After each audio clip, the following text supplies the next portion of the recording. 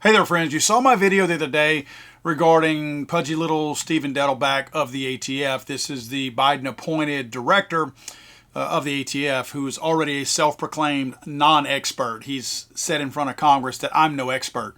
They literally have the director of the ATF that's not a firearms expert, admittedly. And I mean, the proof is there when you see this guy talk about guns. But first, go check out my friends, Attorneys on Retainer. I mentioned in a video a couple of weeks ago that insurance companies will keep you out of the poorhouse, but attorneys will keep you out of the big house. Attorneys on Retainer does just that. There are only 3 qualifiers for coverage. These are: if you're charged with a crime, misdemeanor, or a felony, that you reasonably and in good faith assert self-defense as a defense to the criminal charge that you are being charged with. And of course, the third qualifier, you have to have already been a customer of Attorneys on Retainer prior to making that very important phone call to them. Go to attorneysonretainer.us. Again, attorneysonretainer.us. When you sign up, use my discount code FTATF and get a massive discount. Again, FTATF for huge savings, attorneysonretainer.us.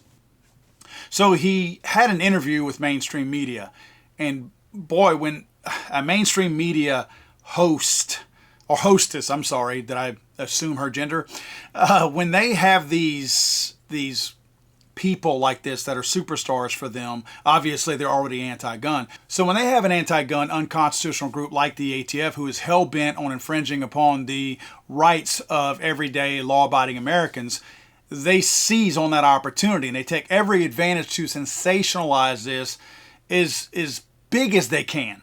Here are some of the clips from this interview and this demonstration. I want to point out that the guy, and you'll see he's introduced as it, is one of the leading ATF experts who was with Dettelbach and this chick who's doing the interview. And Chris is here. He's one of our leading experts. Chris is here. He's one of our leading experts. Our leading experts. You tell me, by the time we get to the end of this video, if you think Chris is an expert on guns. He may be the ATF's leading expert, and I do believe that, but he damn sure ain't no expert on guns. Take a look at more of this. We tried to put things in pairs. So if you look at them together, and one of them is sort of the more conventional. Okay, I'm going to stop this right here. This is not necessarily gun related. This is a reflection on Dettelbach. This is a guy who is in over his head. This is a former attorney general, not a gun guy. Zero experience with guns. I mean, you can tell between his body language, his apprehension to talk about them, watch his eye contact constantly to his leading expert over here. Like when he goes to lie, he's looking at his leading expert like, I know I'm lying, but go with me here. But he is so apprehensive, and I will say this, this is a liberal tactic that I've seen over the last year or so. You notice whenever these types of people are not asking questions, these are declaratory statements. They're making factual, according to them, statements, but they end every sentence like they're asking a question. Like, instead of saying that dog is black, they go, that dog is black. If that car is blue, they don't say that car is blue. They say that car is blue. That's when you know people are kind of signaling that they're in over their head. And you know what kind of delivery you're going to get. It is a left-leaning propaganda delivery. Again, here's the rest of this clip. I want you to see this sequence of sentences that none of them are questions, but every one of them ends like he's asking a question. Typical liberal tactic. We tried to put things in pairs. So if you look at them together, and one of them is sort of the more conventional firearm, which is sometimes they're under the National Firearms Act, right? And the other one is sort of what I would call the attempt to get around it. That's an immediate sign of not being qualified. That is like a signal that they put off whenever they are going through the talking points that they don't quite understand, but they know these are the right things to say according to what they want to say, but they don't fully comprehend or understand what they're saying. So it's just this really weird dynamic that I don't think they've caught on to yet. I have. I've recognized it for well over a year. It just seems like a very common tactic. Start paying attention when you see people who are in over their head in an interview in these sentences like they're asking a question when they're not asking a question. At the top here we have an AK variant. This is a full auto assault weapon. I got to stop this one right there. I'm going to play the rest of the clip. This is the ATF's leading expert who is calling a fully automatic AK-47 an assault weapon. That is a political term. That's not a gun term. This guy paints himself as being an ATF gun expert. That's why he's here, because Dettelbach doesn't know anything about guns. They brought this guy in as the gun expert. And he is talking about a fully automatic AK that the only reason why he's calling it an assault weapon is because of its features. It's not classified as an assault weapon. Now, there really is a distinction of an assault rifle that was developed back during World War II. So assault rifle, understand what I'm saying. Assault weapon and assault rifle. An assault weapon could be this iPad. There is no such thing as one specific assault weapon. If you look at this guy, that drum magazine that he has in this picture could also be considered by itself an assault weapon if you were to pick it up and bash somebody's head in with it. But that rifle that he's talking about is not an assault weapon. That's the ATF's leading expert. At the top here we have an AK variant. This is a full auto assault weapon, shoulder fired, that is covered under the purviews of the National Firearms Act. How many rounds does it fire? Well, this has a 30-round magazine with it. This is a 75-round drum magazine. Wow. So it's magazine fed, but you can acquire drum magazines as well. So this one, everybody would agree, right? Covered under the National Firearms Act. Fully automatic weapon. Government can have it. Military can have it. It's an antique. Some people, if they had it before, depending on 1986, they can have it, but otherwise, no. That's not true. That's not true. He's saying that the military can have it, law enforcement can have it. If you had it as an antique prior to 1986, that you could have it. Fully automatic AK is all that it is. And he's saying otherwise, no. That's not true. That's a lie. You guys know that. There are fully automatic AKs, ARs, Uzis, tons of different fully automatic firearms out there. They can't make any more for civilian purchase, but every one that's already in existence is available. When he says otherwise no, that's a lie. The one he has on that desk, if I wanted to pay the amount of money they're asking for it, I could buy it tomorrow. This man is stupid and ignorant in the field that he is literally the top of the food chain in. These two things are the same. They look right. They operate the same. Both of them can shoot right through this 75-round clip.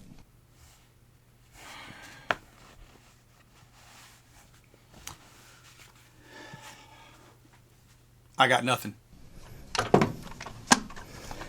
That's what a bump stock looks like? Correct. This is a bump stock. I'm trying to get it to lock back into the position. So these are not loaded. They're not loaded. We checked them all before we came. Okay. So this is the bump stock. The shooter would place his finger here on this piece here, and then it would rock back into the fire. Okay, first see how he's holding it. Let me grab my CMMG here. That is not loaded, by the way. And he's holding it like this. I don't know, like he's holding a used condom, maybe, that his boyfriend might have had. This is how he's holding it. I challenge anyone to run a bump stock like this. You might be able to get some action in a Chicago bathhouse by holding something like this, but you ain't firing a bump stock like this. It don't work like that. He's also not telling you that there is a push-pull operation that has to take place that allows that additional action to go backwards and engage that bump stock in order to send that other round down range. lots of lies, lots of misinformation from the expert. So This is to shoot large numbers of people at once. Well, let me just intervene in this. Yes. That's what happened in Las Vegas. Yeah. That's not true. This is the director of the ATF. He would know before anybody else what was used in Las Vegas. By the ATF's own admission, the ATF was never allowed to inspect the firearms used in the Las Vegas massacre. This guy just said this was used in Las Vegas. He never saw, and none of the people who work for the ATF have ever laid hands on a single firearm that was used in Las Vegas because the FBI did not allow the ATF to inspect these firearms. The ATF is literally on record stating that not only do they know whether or not a bump stock was even used in the Las Vegas shooting, they're also on record stating that there is no record of a bump stock ever being used in a crime. The Las Vegas shooting took place in 2017, and as you can see, this 2019 FOIA request document that the Gun Owners of America got fully shows that the ATF is stating that there is no record of a bump stock being used in a crime. I would say the murder and the shooting of 200-something people from a hotel room would be a crime. They're stating that it's never been used in a crime before. That's what happened in Las Vegas. Yeah.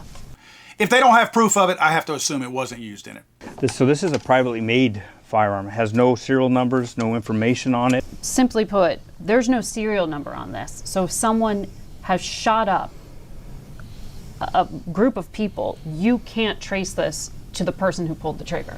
Yeah, You as the federal government cannot do That is that. generally correct. Yes. Did you pick up on that? Yeah, You as the federal government cannot That do is that. generally correct. Yes. Did you notice the apprehension of Chicken Neck Dettleback whenever she said if this was used in killing a bunch of people, you would not be able to trace it back to the person who pulled the trigger, right? First of all, we don't usually have any kind of a real problem finding the person who pulled the trigger. If we're trying to really be fearful here and spread fear to the American people about a, quote, mass shooting with an AR-15, which is what they're trying to do, when's the last time we had a manhunt or a search for somebody who pulled the trigger in one of these mass shootings? Can you recall one? So what's the point of serial numbers on an AR-15? Out of all of these mass shootings that you've been told about, let's just use the one in Las Vegas. Let's use the one in San Bernardino. Let's use the Pulse nightclub shooting. Out of all these high-profile, quote, mass shootings that you've seen, have you ever seen them looking for the person who pulled the trigger? Would it have mattered if that person would have used a serialized or unserialized AR-15? Would it have made any difference? It would not have. You know what they're really talking about that is a problem with unserialized stuff? Gangs. But they don't want to talk about gangs because gangs don't scare the average everyday American like a, quote, mass shooting does. So they have to imply that all these other shootings that really stoke fear in the hearts of Americans, that they might use an unserialized weapon. That's not even the problem. They're like unrelated. And these are considered rifles, and they can be acquired by 18-year-old individuals. So pistols are 21 years old to acquire, but these larger, more desirable weapons, these 18 years old and your normal background check and state requirements, and then you could walk out the door with these. Are these widely sold by firearms dealers? Because who else is the customer? Right. Well, look, it's a lawful weapon, and so people do buy it. But if you're Notice the desire to lie by Chicken Neck Dettleback when she says, are these widely sold by gun dealers? Like she's not seen these belt-fed guns like what he's got right there, 249. she's not seen them used in crimes. So she's asking, are these widely sold? And he wants to lie and say that it is. He wants, obviously you can tell Daddleback wants the M249 to be outlawed. He doesn't think they should be out there. Problem is, they're not being used in crimes. And when she does ask him that, he stumbles on it because he wants to lie, but he knows it is a provable lie that somebody will call him on it. And then finally, there's this nugget right there.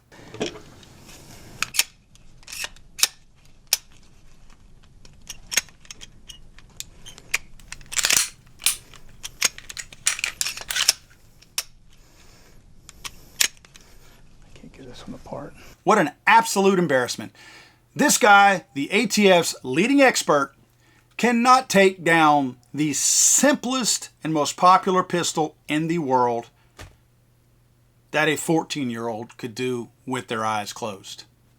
This is the expert of the ATF.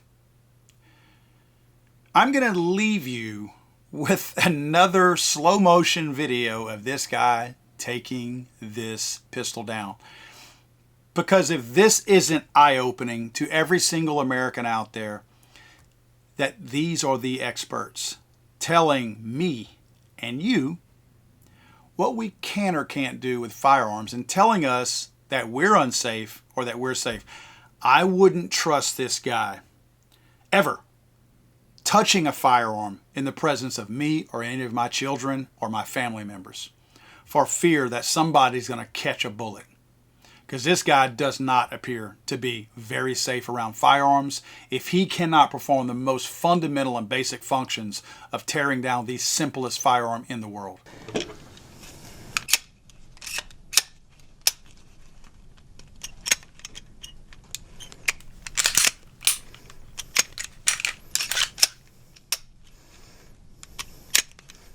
can't get this one apart. God save the Queen, man. I'm sorry, I thought this was America.